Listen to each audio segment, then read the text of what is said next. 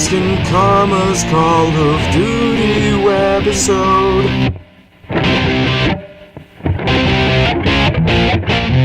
Welcome back to another Call of Duty commentary with myself, Instant Karma. That's with me. Today I have some gun game for you on Hotel. Some people might think it's Helltel, but definitely the real map name is Hotel. It's very reminiscent of High Rise from the last game, Modern Warfare 2. So it's good to see the map back. Not exactly the same, but that would be a little ridiculous if they brought us the exact same map. Especially since it wasn't one of the originals, you know, like they had the maps, Vacant and Crash, and a few of those. Overgrown was another one that they brought back in the map packs for Modern Warfare 2. So it wouldn't make sense to bring us the exact same map, especially when they're not giving us as many. But starting off right here, I did humiliate that guy off the bat. Now, when we're on the first pistols, I don't hesitate to humiliate, because what's going on there is you're all trying to get off that first Python, and then again these dual-wield pistols here as fast as possible. And it's a kill or be killed situation. And you know, by humiliating somebody at the beginning of the game, they're not really suffering anything. They're just on that same pistol that they've always been on. It's just making sure you don't die and that they don't progress. So I'm all for it. I don't really like the knifing later on in the game. It does get to irritate me, but you know, it's something we got to deal with as part of the wager matches. And the times I end up doing it are just, you know, pure gut instinct reaction based off Team Deathmatch, because that's what I've played since Call of Duty 4. As Team Deathmatch has been my primary. I have switched over in Black Ops to these wager matches because I really love them. That's all I've been playing recently. But that's when I'll get the knife out, is my TDM tactics will kick in, and I'll just knife a guy coming around the corner and then totally forget we're in wager match and humiliate him, which isn't the best thing to do, but, you know, you got to play it. You got to roll the punches. But a few things I wanted to address with you guys today. I started to bring up my gaming setup on the end of the last video, and I really feel like that didn't do it justice. So I wanted to cover what I use and how I get my setup and everything when I play. So I did mention that I have a Razer Onza Tournament Edition. Now they do have two styles of this controller. I got the Tournament Edition. It has the rubber finish on the controller, so it's not the plastic, so your hands don't sweat as much and you get a little bit better of a grip, I found. They also have the programmable buttons, which are going to be on the bumpers. The way they have it set up, your programmable ones are on the top, then you got your regular bumper buttons, and then your triggers underneath that. So a total of 3 buttons on the back of the controller there. And you can program those to pretty much anything you want. The few things they do limit is you can't put the left thumbstick on the right programmable button. You know, when you push in the left thumbstick, not the actual steering. That would be impossible with one button.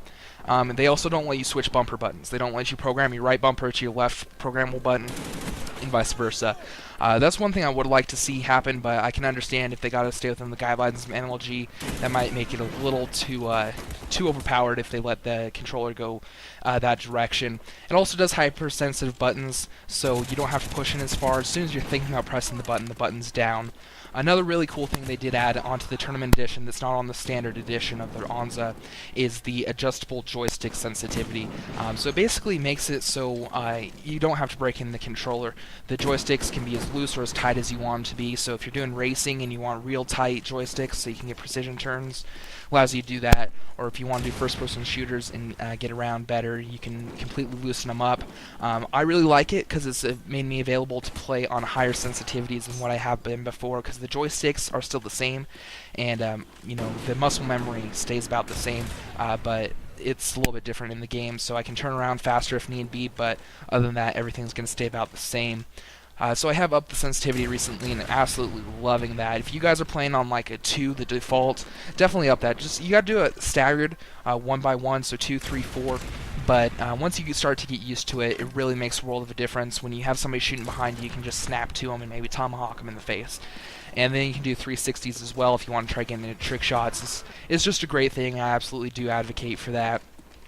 Now, the other piece of my setup is my Trident AX Pros, which I recently got. Unfortunately, the cord that comes with the Tritons that allows you to speak through Xbox Live Chat isn't compatible with the Razer Onza, so I'm still looking for a cord. You have to get basically a headset into a stereo jack 3.5 millimeter to 2.5 millimeter, in order for it to work. And I finally got one of those cables the other day, but it causes a lot of background noise, like a hissing almost. So I got to find something out there to get that to work. But the Tritons are amazing. You can adjust the front, rear, center, and subwoofer channels, so you can isolate sounds that you're looking for. You can turn up the footsteps, you can turn up the commentator, you can turn up explosions, whatever you want. And it's just a great overall tool. It really allows you to have an edge on the competition, because you can hear people sneaking up behind you if they don't have Ninja Pro a lot better than you would before. And you can hear people reloading across the map, all sorts of cool stuff. It just helps you to almost have an ear UAV, if you will. It allows your ears to sense where everybody on the map. Now, a few other things with my setup. I do have a 32-inch high-def television, which is world of difference as well. I just upgraded my TV this past Christmas, so it's really nice to be able to see stuff in high def. You really do have, again, an edge on the competition with that. So I got that TV going, and then it's about, I don't know, 3 or 4 feet from where my couch is, and I always sit in the same spot. For whatever reason, if I mix up where I'm sitting and my angle that I'm looking at the TV, it just throws me off completely. But that's going to do it for my gaming setup, and that's going to do it for Gun Game on Hotel. I hope you guys enjoyed it. If you did, please remember to rate, comment, and subscribe if you haven't already. But if not, that's all cool too. Either way, you guys have a good one.